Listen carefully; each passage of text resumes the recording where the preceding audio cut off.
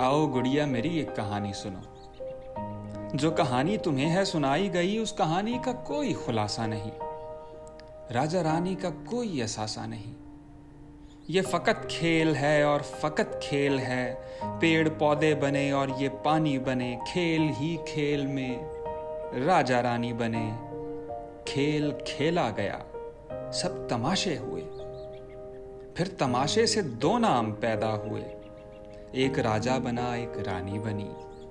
खेल ही खेल में ये कहानी बनी, फिर जमाने को ये सब सुनाया गया, इस तमाशे को सच ही बताया गया। जब जमाना भी मसरूर होने लगा तब से ये खेल मशहूर होने लगा। लड़कियों ने सुनी ये कहानी तो फिर जहन उनके भी मफलूज होने लगे।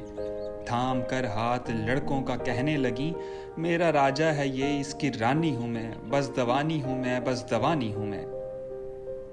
बेटियों का ये चेहरा जो देखा तो फिर बेटियों तक से भी बाप डरने लगे, इस तमाशे से कई बाप मरने लगे। अब सुनो गौर से, अब सुनो गौर से, ये फकत खेल है और फकत खेल है, खेल तक ही रहो। इसको सच मान कर तुम ना करना कभी, कह रहा हूं ना मैं, तुम ना मरना कभी। बाप का मान रख, उसकी पगड़ी बचा, झूठ है ये फकत, झूठ में तू ना अपना दामन बचा, अपना दामन बचा।